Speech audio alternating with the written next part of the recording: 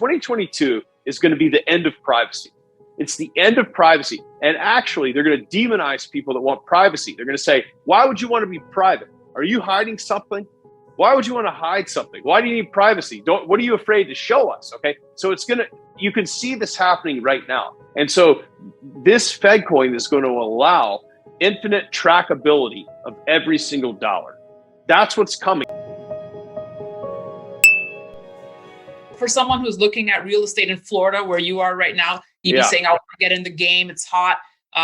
You would wait on the sidelines right now? I would only buy it if you love it and if you want to live in it and you want to live in it for a long time because you really love it. That's why I would buy it. I would not buy it as a speculation. Look, the Miami Heat player Bosch sold his house on Miami Beach for $14 million. My sister lives down from that. She told me $14 million, and some crypto guy 6 months later bought it for $38 million.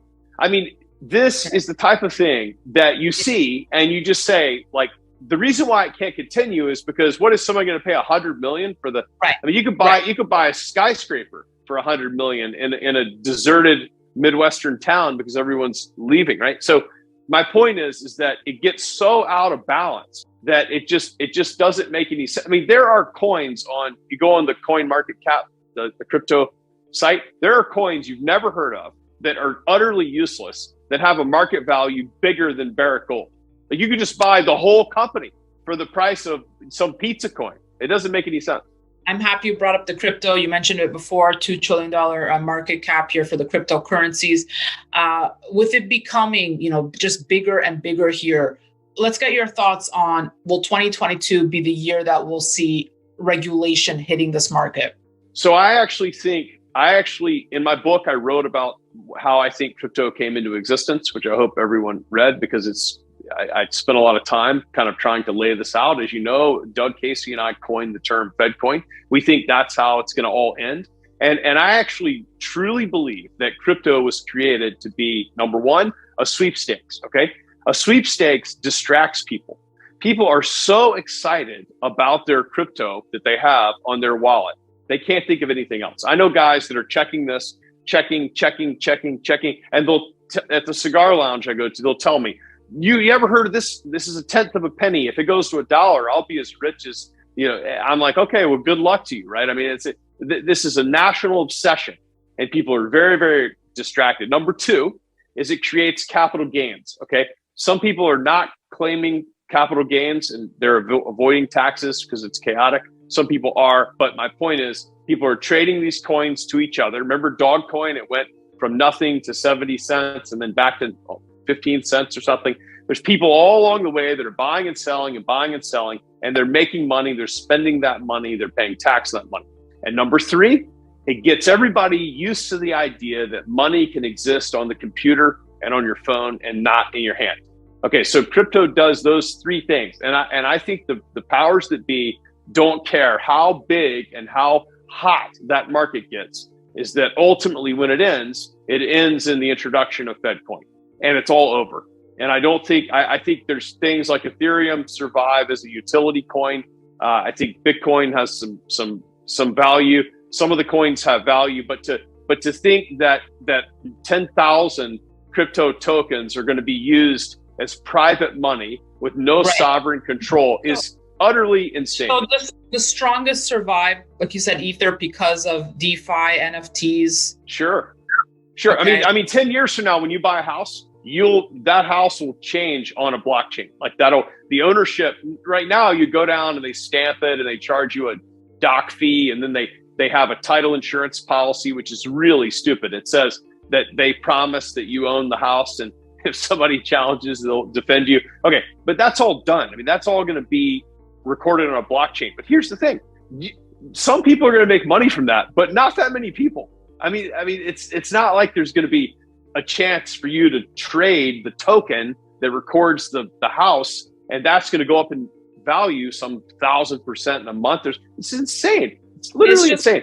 When you say it's a sweepstakes, I mean, we know people who have moved to Mexico off their crypto millions. Yeah. I mean, I actually know a lot of people who have just said, my corporate world, I bought a house in Tulum or whatever. Yeah. I made crypto money. So they've done well. Other people are Yeah. seeing this. Well, I want in on the action, right? It's that fear of missing out.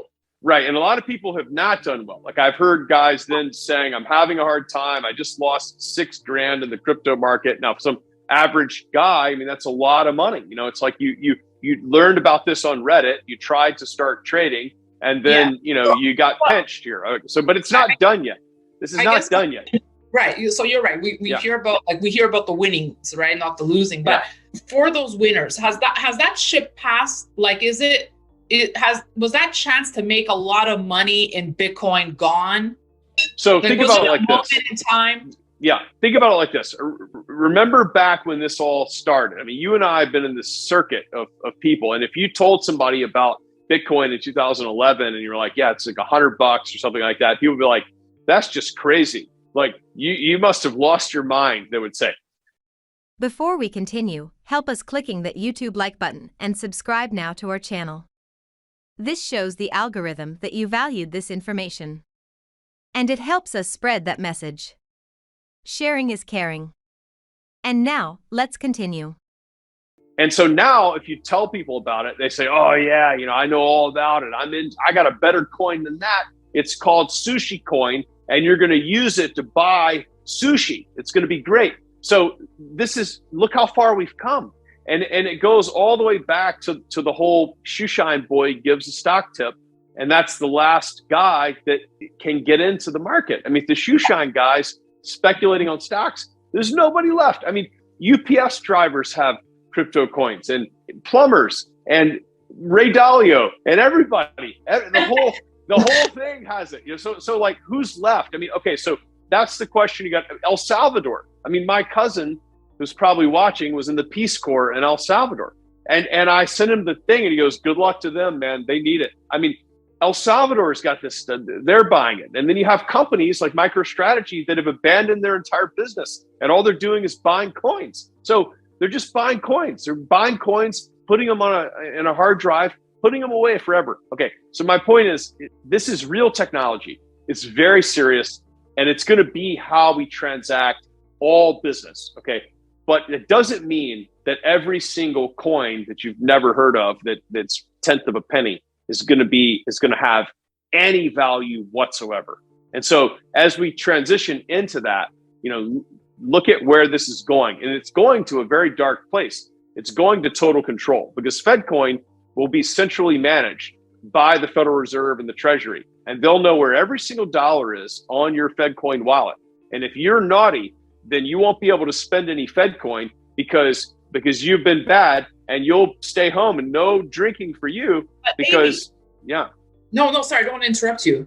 But to that point, right? To that point, if FedCoin, kills privacy, kills, well, the Fed will basically know exactly like you're saying, everywhere you're spending your dollars. Doesn't that build a greater case for Bitcoin, for Ethereum, for gold, for silver? Wouldn't you want to move? Yeah, but how are you gonna use the Bitcoin? That's the thing people haven't understood is that they think Bitcoin is anonymous, and it's not. You have to transact at some point. Okay, so you have to cross over a digital threshold to transact. You have to find some way to give someone else that coin in exchange for some other thing of value.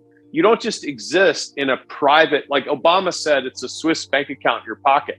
It's not. I mean, perhaps it started out that way. But if you look, when they have ransomware attacks, they always catch these because they can trace the Bitcoin. Even the best hackers cannot avoid being traced. It's infinitely trackable and traceable. And you know what people are going to say? I mean, 2022 is going to be the end of privacy.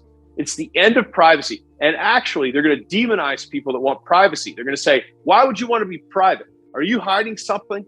Why would you want to hide something? Why do you need privacy? What are you afraid to show us? Okay. So you can see this happening right now. And so this FedCoin is going to allow infinite trackability of every single dollar. That's what's coming. And when people see that, they're not going to want more digital money. They're going to want something that's analog.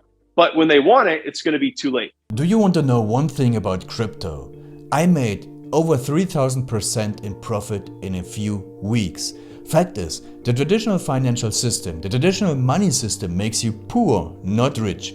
If you want to earn $500,000, $1 million, you have to wait until you're 50, 60, 70 in the traditional financial system, and you probably will still be broke. And you will be old. This is not a sexy combination, as you can imagine. But the question is, how can you start in crypto and make these profits? Where to invest? Where to start? My name is Gunnar and I'm from Germany, as you can hear, and things are a little bit different in Germany. More about that later on. Fact is, there are lots of different cryptocurrencies. It's a gigantic universe where beginners and professionals get easily lost. But there is light at the end of the tunnel. There are 7 key steps you need to follow to become successful in this market. You have to know them, and if you fail one of them, it's literally impossible to succeed in this market. Just an example, one of the key points is your exchange, and one of the biggest are, for example, Binance and Coinbase.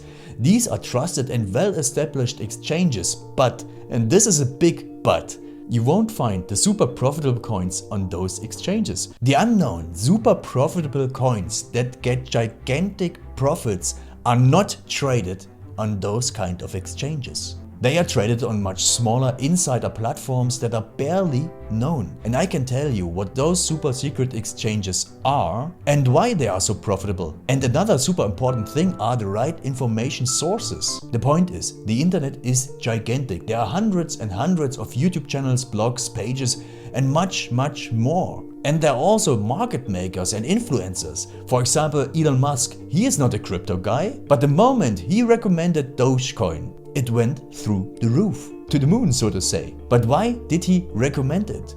Where did he hear it from? He didn't hear it from newspapers. And believe me, he is listening to someone. But you have to know who, and you have to react before he is reacting. This is really, really important. And these are only 2 of the 7 steps you have to follow in order to be successful in crypto. And if you want to know all of these steps in much more detail, and if you want to have a comprehensive checklist, here's what you should do. There is a link below this video. Click on this link and you will get the opportunity to subscribe to my channel. Click on the link and you will see a video where I explain the next steps. So see you soon. Click on the link now. I'll see you there.